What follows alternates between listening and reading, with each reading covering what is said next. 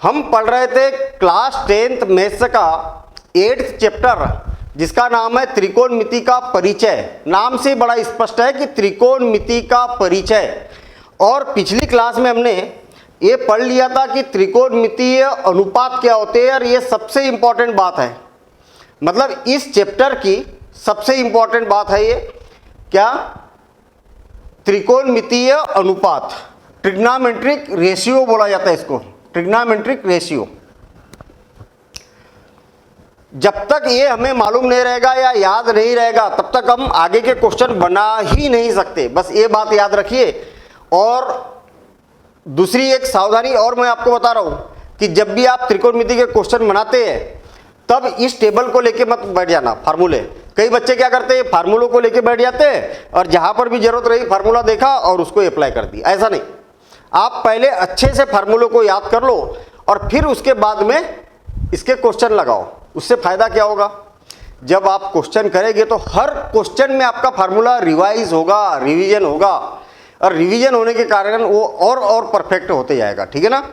चलिए बिल्कुल सारांश में बात करेंगे कि ये त्रिकोणमिति, हालांकि हमने ये सारी बातें समझ चुके हैं कि त्रिकोणमिति होती क्या है, त्रिकोणमिति के अनुपात क्या होते हैं, अनुपात यही के होते हैं, इसका इतिहास क्या है, इसको किसने बनाया, ये सारी बातें हम समझ चुके हैं। ये सारी बातें हम समझ चुके हैं पिछले वीडियो में। और यदि आपने पिछला वीडियो नहीं देखा तो आपको जरूरत है पिछला वीडियो देखने की। और बिल्कुल सिंपल तरीके से समझिए आप। मान लिया जाए कि मेरे पास में एक त्रिभुज है ABC, लेकिन वो त्रिभुज कैसा है, समकोण त्रिभुज। समकोण त्रिभुज का मतलब एक कोण इसका 90 अंश का है और बाकी के दो कोण क्या है, इसके न्यून कोण है। ये इसकी विशेषता है। अब इस चैप्टर में जब भी क्वेश्चन दिखेगा तो आप तो एक दिमाग में फिट कर लो कि आपको समकोण त्रिभुज ही दिया जाएगा। ठीक है, तो ये समकोण त्रिभुज दिया हुआ है। चलिए ठीक है। अब आपसे पूछा जाएगा कि ये वाला कोण न्यून कोण है, इसके सापेक्ष त्रिकोणमितीय अनुपात ज्ञात कीजिए। इस बात को ध्यान से समझना, ये सबसे इंपॉर्टेंट बात है। क्या बोला है, ये कोण क्या है, न्यून कोण है, और इस कोण के सापेक्ष त्रिकोणमितीय अनुपात ज्ञात कीजिए। इस कोण की माप कितनी है, थीटा है। तो जो त्रिकोणमितीय अनुपात लिखे हैं ना, साइन कास, टेन काट, सेक कोसेक, तो इसके साथ देखिए थीटा लिखा हुआ है। क्यों लिखा है थीटा, क्योंकि थीटा न्यून कोण है। थीटा का मान कुछ भी हो सकता है, 0, 30, 20, 50, कुछ भी हो सकता है। मतलब ये न्यून कोण होगा। न्यून कोण मतलब 0 अंश से ज्यादा, 90 अंश से कम। चलिए ठीक है। मैं आपको बता दूं कि जब इस कोण के सापेक्ष ज्ञात कर रहे हैं कि नहीं, तो यहां पर आपसे ऐसा भी बोला जा सकता है, इस कोण का नाम क्या है, सी है, तो यहां पर सी भी लिखा जा सकता है। सी सी सी सी सी ऐसा भी लिखा जा सकता है। तो इससे कंफ्यूज नहीं होना है, दोनों का मतलब एक ही है। या तो थीटा लिखो, इस कोण की माप लिखो, या तो फिर इस कोण का नाम लिखो। दोनों में से कुछ भी लिख सकते हैं। याद रखना कि ये कोण इस त्रिभुज का कोण है, हीरो है, मुखिया है, मेन यही है। इसके सापेक्ष हम त्रिकोणमितीय अनुपात ज्ञात कर रहे हैं। तो थीटा के जो सामने रहेगा ना वो लंब बनेगा, थीटा के सामने रहेगा वो लंब रहेगा, और ये बन जाएगा आधार। कैसा याद रखोगे इसको, जो भी त्रिकोणमितीय अनुपात के साथ लिखा हुआ है, यहां पर सी लिखा है या थीटा लिखा, कुछ भी लिखा है, तो सी के सामने लंब बनेगा और 90 और थीटा के बीच की भुजा को आधार कहा जाएगा। और ये वाली भुजा जो होगी वो कर्ण होगी। इस बात को बिल्कुल गांठ बांध लो और पक्का याद रख लो कि थीटा के सामने जो रहेगा वो क्या रहेगा, लंब रहेगा। सबसे बड़ी भुजा कर्ण रहेगी और ये आधार रहेगा।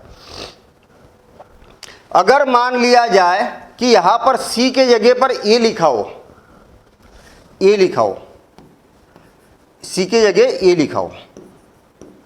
अब मुझे एक बात बताओ कि इस त्रिभुज का हीरो कौन है, ये जो भी त्रिकोणमिति के अनुपात के साथ में लिखा रहेगा वही हीरो रहेगा, वही मुखिया रहेगा, और उसी के सापेक्ष आपको ज्ञात करना है। तो मैंने बताया कि ये वाला है अब न्यून कोण, ये वाला नहीं है, ये वाला न्यून कोण नहीं है। आई बात समझ में? अब कौन है न्यून कोण? ये है। तो न्यून कोण के सामने की भुजा लंब कहलाती है, और न्यून कोण और थीटा जिसके सापेक्ष हम हल कर रहे हैं उसके और 90 अंश के बीच की भुजा को ही आधार कहा जाता है। बस इस बात को दिमाग में बैठाल के रख लो आप। और फिर इस आधार पर ये सूत्र आपको मालूम होना चाहिए, और कैसे याद रखना है वो मैंने पिछली वीडियो में बताया है। और फिर अब आप इसके मान ज्ञात कर सकते हैं। पूरी पहली प्रश्नावली आपसे बिल्कुल आसानी से बनने वाली है। हम सारे उदाहरण भी करेंगे, हर एक क्वेश्चन भी करेंगे, अगर कोई सूत्र है तो सूत्र की उत्पत्ति भी करेंगे, सब कुछ करने वाले हैं यहाँ पर। सब कुछ भी नहीं छोड़ेंगे, इतना सा पॉइंट नहीं छोड़ेंगे, हम सारी बातें करेंगे। थोड़ा सा टाइम लगता है पूरा विस्तार पूर्वक पढ़ने में और सारी बातों को समझने में, तो आपको टाइम भी देना चाहिए भाई। मैथ्स में जितना टाइम लगेगा वो तो लगेगा, ठीक है ना? इतना टाइम आपको देना ही देना है अगर अच्छे से पढ़ना है तो। अब हमारे पास में उदाहरण नंबर 1 है, आपकी बुक का ही क्वेश्चन है, और इसमें बोला है अगर आपके मन में भ्रांति है कि सर हम एनसीईआरटी पढ़ रहे हैं, हमारे स्कूल में तो केसी सिन्हा चल रहा या मनोहर रे चल रहा या और भी कोई बुक चल रही है स्कूल में, तो उससे टेंशन लेने की ज़रूरत नहीं है। चाहे कोई भी बुक हो, अगर आपने अच्छे से कॉन्सेप्ट किया है तो सारे बुक के क्वेश्चन आपसे बनेंगे, ये मेरी गारंटी है। और अगर आपने जल्दबाजी मचाई इसमें तो फिर एनसीईआरटी के भी क्वेश्चन नहीं बनेंगे।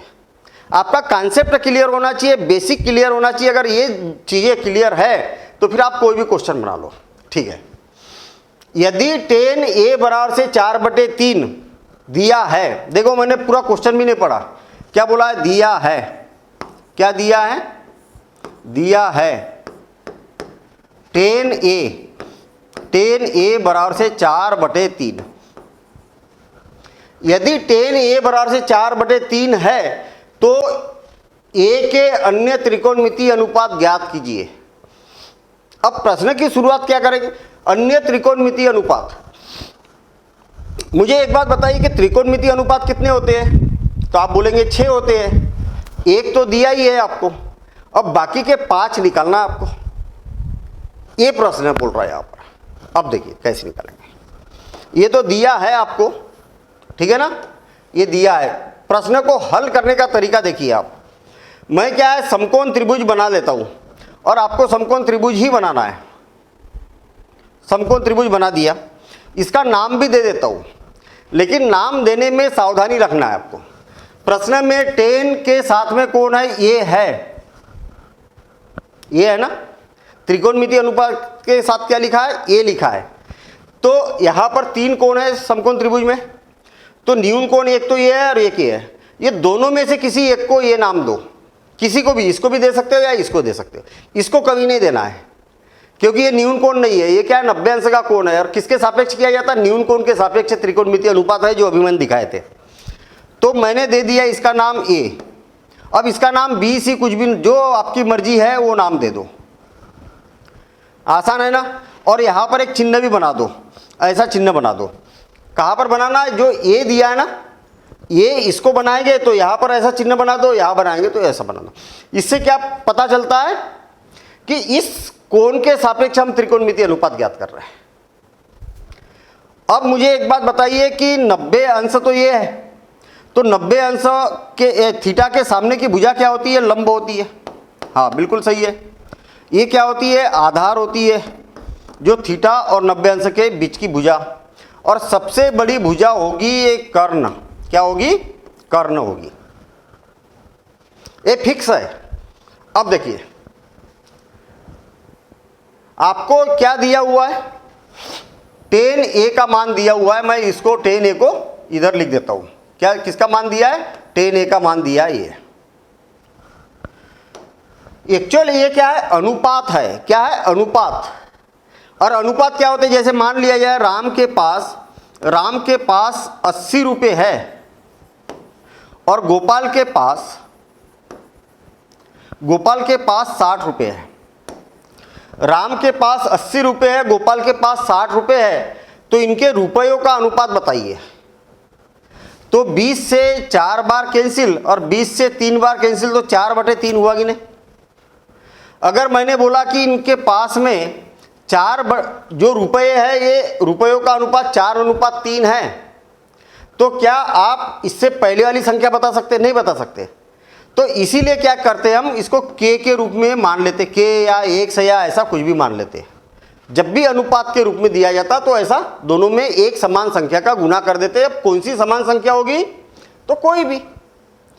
अब देखिए यहां पर भी मैं k लिख देता हूं और यहां पर भी k लिख देता हूं और ये हो गया। अब आपको जो हमने सूत्र याद किए ना उसकी जरूरत पड़ेगी। मुझे एक बात बताइए कि tan a बराबर से क्या होता है? लंब बटे आधार। लाल बटे कक्का बताया था मैंने। tan का मान क्या होता है? लंब बटे आधार। तो लंब क्या है? ये है और आधार ये है। लंब का मान कितना है? BC और आधार का मान कितना है? AB। इस भुजा का मान AB। तो मुझे एक बात बताइए कि BC का मान कितना हो गया? BC के सामने BC, तो अतः BC बराबर से कितना हो गया? 4K तथा AB बराबर से कितना हो गया? 3K। मतलब BC का मान आ गया 4K और इसका मान आ गया 3K। क्या इतना काम कर सकते हैं? अब आप बोलेंगे कि सर हमें तो सूत्र याद नहीं। तो करो भाई, सूत्र याद करोगे तब तो आगे बढ़ेंगे। tan a का मान लंब बटे आधार होता है। लंब है हमारे पास BC और आधार है AB। ठीक है, BC का मान इतना हो गया और इसका मान इतना हो गया, बस। अब देखिए अन्य त्रिकोणमितीय अनुपात ज्ञात करना है, जैसे साइन भी निकालना पड़ेगा। साइन का मान क्या होता है? लंब बटे कर्ण। तो आपको कर्ण का मान मालूम है क्या? नहीं है। तो जीवन भर याद रखना, जब भी समकोण त्रिभुज में दो भुजाओं का मान दिया हो और तीसरी भुजा हमें ज्ञात करना है तो पाइथागोरस प्रमेय लगाया जाता है। लिखने का तरीका कैसा रहेगा? समकोण त्रिभुज कौन सा? ABC में पाइथागोरस प्रमेय से, ऐसा लिखना ही लिखना है, या पूरा भी लिख सकते हैं आप पाइथागोरस प्रमेय से। पाइथागोरस प्रमेय क्या होता है? तो बड़ा आसान है। पाइथागोरस प्रमेय, कोई भी समकोण त्रिभुज होता है उसकी सबसे बड़ी भुजा का वर्ग, सबसे बड़ी भुजा कौन सी दिखाई दे रही? AC का वर्ग। अरे सबसे बड़ी भुजा AC तो दिख रही ना आपको। समकोण त्रिभुज में सबसे बड़ी भुजा का वर्ग अन्य भुजाओं के वर्गों के योगफल के बराबर होता है। मतलब क्या हो जाएगा? AB का वर्ग धन BC का वर्ग। क्यों लगाया पाइथागोरस प्रमेय? कहीं पर भी प्रश्न में तो बोला ही नहीं है कि पाइथागोरस प्रमेय लगाओ। यही तो गणित की खासियत होती है। जो चीज हमें चाहिए उसमें हमें इस भुजा की जरूरत पड़ रही है। साइन लंब बटे कर्ण, इस भुजा का मान कितना होगा इसकी हमें जरूरत है। तो अब क्या है, इसके मान रखते हैं हम AC का वर्ग। AC का मान कितना है भाई? AC का मान नहीं मालूम, तो AC का मान नहीं मालूम तो AC का वर्ग ही रहने दो। और AB का मान कितना है? 3K, तो 3K का वर्ग धन BC का मान कितना है? 4K, तो 4K का वर्ग। अब देखिए AC का मान तो मालूम ही नहीं ना, तो AC का वर्ग ही रहने दो। और बराबरी से 3 का वर्ग कितना होगा? 3 का स्क्वायर 9 और K का स्क्वायर K का स्क्वायर, मतलब दोनों का गुना है और उसका स्क्वायर है कि नहीं। और 4 का स्क्वायर हो गया 16 और K का वर्ग। अब आप देखिए 9 और 16 कितना हो गया? 25। कितना हो गया? 25 K का स्क्वायर। भाई 9 K स्क्वायर और 16 K स्क्वायर, 25 K स्क्वायर, और ये हो जाएगा AC का स्क्वायर। तो AC का मान कितना होगा? इधर वर्ग लगा है तो इधर वर्गमूल लगा देंगे, तो ये हो जाएगा वर्गमूल 25 K का वर्ग, ऐसा हो जाएगा। तो AC बराबर से कितना हो जाएगा? AC बराबर से कितना हो जाएगा? यहां पर ये हो जाएगा AC बराबर से, फिर से और एक बार समझना, जब वर्गमूल लेते हैं तो यहाँ पर धन और ऋण का चिन्ह लगता है। चूंकि ये भुजाएं है, भुजाओं की लंबाई कभी भी ऋणात्मक नहीं होती है, इसलिए हम धन ऋण का चिन्ह नहीं लगाएंगे। 25 का वर्गमूल कितना होता है 5, और k का वर्ग से वर्गमूल हट जाएगा तो क्या आ जाएगा k। तो AC बराबर से कितना आ गया 5k। AC बराबर से क्या है 5k। तो देखिए AC का मान आ गया 5k। यही तो प्रॉब्लम थी ना, मैं मालूम ही नहीं था भाई। अन्य त्रिकोणमितीय अनुपात ज्ञात करना है तो अन्य त्रिकोणमितीय अनुपात के लिए हमें कर्ण की आवश्यकता थी, और वो नहीं मालूम था तो हमेशा पाइथागोरस प्रमेय से आपको कर्ण का मान निकालना है। अब आपको अन्य त्रिकोणमितीय अनुपात ज्ञात करना है, तो अन्य त्रिकोणमितीय अनुपात क्या है? एक तो साइन ए, किसके सापेक्ष निकाल रहे हैं हम? सारा का सारा काम ए के सापेक्ष कर रहे हैं, मतलब ये इस त्रिभुज के लिए कर रहे हैं, तो यहां पर ये आएगा कास ए, टेन ए, टेन ए तो निकला हुआ है लेकिन फिर भी लिख देता हूं मैं, कॉट ए, सेक ए और कोसेक ए। टेन ए नहीं भी लिखेंगे तो चलेगा क्योंकि टेन ए का तो मान दिया है। साइन ए का मान क्या होता है? तो आपको मालूम होना चाहिए कि लंब बटे कर्ण होता है। लंब का मान कितना है? BC बटे कर्ण कौन है? AC। ये सूत्र मालूम होना चाहिए, लंब बटे कर्ण। तो इसका मान कितना है? 4k बटे 5k, और बराबर से k से k कैंसिल, तो कितना हो जाएगा 4 बटे 5। ये उसका आंसर हो गया। कास ए का मान कितना होता है? आधार बटे कर्ण, यानी कि AB बटे AC। AB का मान कितना है? 3k, और AC का मान कितना है? 5k, तो 3 बटे 5। टेन ए का मान कितना है? तो ये दिया ही है पहले से ही आपको 4k। टेन ए का मान कितना दिया है? 4k बटे 3k। या तो आप इससे भी निकाल सकते, टेन ए का मान लंब बटे आधार, तो 4k बटे 3k उतना ही आएगा, उससे कोई फर्क नहीं पड़ेगा। तो ये हो जाएगा k से k कैंसिल, तो 4 बटे 5, 4 बटे 3, 4 बटे 3 हो गया। अब कॉट ए का मान ज़्यादा दिमाग लगाना ही नहीं है, इसको पलटा दो तो 3k बटे 4k, तो कितना हो जाएगा? 3 बटे 4। सेक ए का मान, कास को पलटा दो भाई। मैंने आपको बताया था टेन का उल्टा ये होता है, कास का उल्टा सेक होता है, साइन का उल्टा कोसेक होता है। ऐसा बनाना नहीं है एग्जाम में, मैंने समझाने के लिए आपको बताया। इसको पलटा दो तो ये हो जाएगा AC बटे AB, AC बटे AB। तो ये भी पलट जाएगा, इधर देखने की जरूरत ही नहीं है आपको। 5k बटे 3k, और k से k कैंसिल, तो 5 बटे 3। साइन को पलटा देंगे, पलटा दो ना, उल्टा कर दो इसको, नीचे वाला ऊपर, ऊपर वाला नीचे, तो AC बटे BC। AC का मान ये इसको भी पलटा दो, 5k बटे 4k, और k से k कैंसिल, तो 5 बटे 4। ये हो गए इसके उत्तर। कितना आसान काम है, थोड़ी सी प्रैक्टिस करने की ज़रूरत है, और प्रैक्टिस करेंगे तो बड़े आसानी से बन जाएगा। और अगर आप बोलोगे कि सर मुझे तो सूत्र ही याद नहीं है, अरे सूत्र याद नहीं है तो फिर क्या होगा? कुछ नहीं हो पाएगा। फिर सूत्र तो याद होना ही होना चाहिए। अब देखेंगे हम अगला प्रश्न।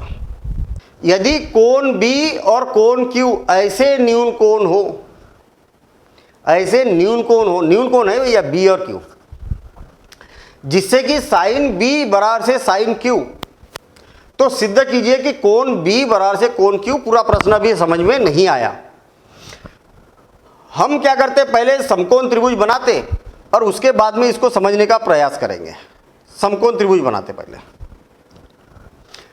अब आप बोलोगे कि क्यों समकोण त्रिभुज ही बनाया, दुनिया में इतने सारे त्रिभुज है, वो न बना के समकोण त्रिभुज ही क्यों बनाया? तो त्रिकोणमिति जो होती है वो समकोण त्रिभुज के लिए ही होती है। इसके अलावा भी हम दूसरे त्रिभुजों के लिए भी हल करते, लेकिन वो 11 के बाद में करेंगे, 10th के बाद, 11th क्लास में करेंगे, ठीक है ना। और वो कैसे करेंगे वो बातें हम समझेंगे। अब देखना, यदि कोण B और कोण Q ऐसे न्यून कोण हो, आपको बोला है कि ये जो त्रिभुज है इसका 2 न्यून कोण है, एक कोण B है और एक कोण क्या है? Q है। ये दोनों न्यून कोण है ना। और ये तो 90 अंश का कोण है। तो जो न्यून कोण है उसका नाम, एक का नाम बी दे दिया, एक का नाम क्यू दे दिया, तो इसका नाम कुछ भी दे दो, पी दे दो, उससे कोई फर्क नहीं पड़ेगा, जो नाम देना है, क्योंकि आपको नहीं बोला है कि इसका नाम क्या देना है। ठीक है, क्या बोला है, साइन बी और साइन क्यू का मान क्या है, बराबर है। अच्छा, बराबर है। हम देखते हैं, हम यहां पर समकोण त्रिभुज, क्या है, समकोण त्रिभुज, समकोण त्रिभुज कौन सा वाला, Q P B, Q P B में, इस समकोण त्रिभुज में देखते हैं हम साइन बी, ध्यान से समझना यहां पर, साइन बी, बी मतलब ये वाला न्यून कोण है ना, हाँ, जब ये न्यून कोण रहेगा तो लंब कोण बनेगा, ये लंब बनेगा, ये आधार बनेगा और ये कर्ण बनेगा। मेरे ख्याल से ये बातें समझ में आ गई है। यहां पर त्रिकोणमितीय अनुपात के साथ बी लिखा है, तो बी के सामने वाली भुजा लंब होती है। जो त्रिकोणमितीय अनुपात के साथ लिखा होता है उसके सामने वाली भुजा लंब होती है। सबसे बड़ी भुजा कर्ण और जो बची वो आधार। बस इतनी बात याद रखना है। क्या होगा, लंब बटे कर्ण। आप बोलोगे कि सर आपको कैसे पता, तो ये तो आपको भी पता होना चाहिए। क्यों, क्योंकि ये क्या होता है, सूत्र होता है लंब बटे कर्ण। लंब ये पी क्यू और बी क्यू क्या है, कर्ण है। इसको दे देता हूं मैं समीकरण 1।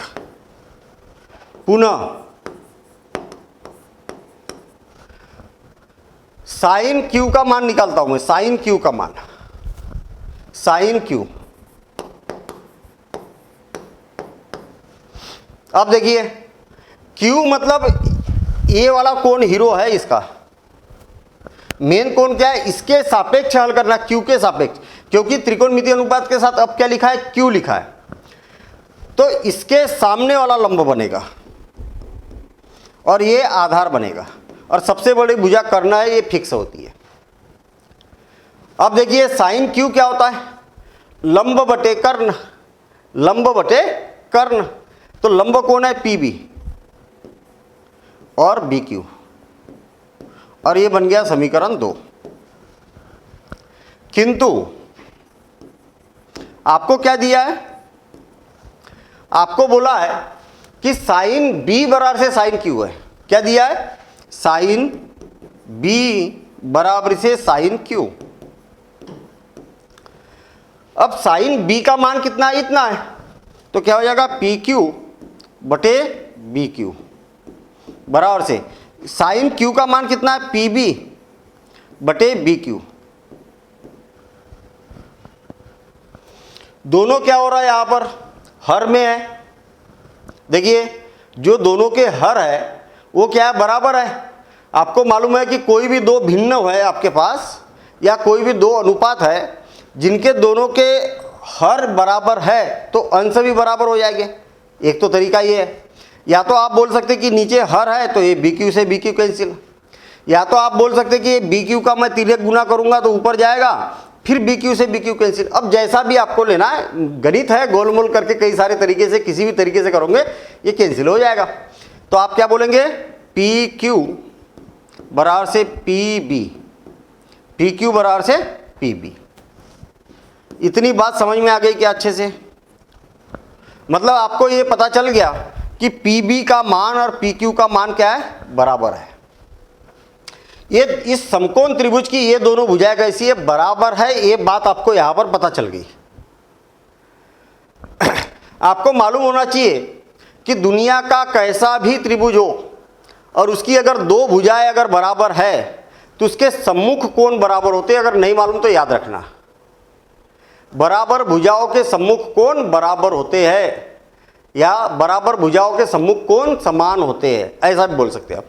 देखिए ये भुजा और ये भुजा बराबर है, तो इसके सामने वाला कोण कौन सा हो गया, ये, और इसके सामने वाला कोण कौन सा हो गया, ये। तो ये कोण और ये कोण कैसा हो जाएगा, बराबर हो जाएगा। यही सिद्ध करना था।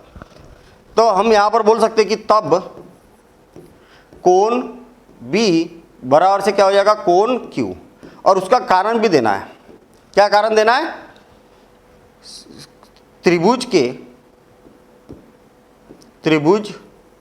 त्रिभुज में बराबर भुजाओं के सम्मुख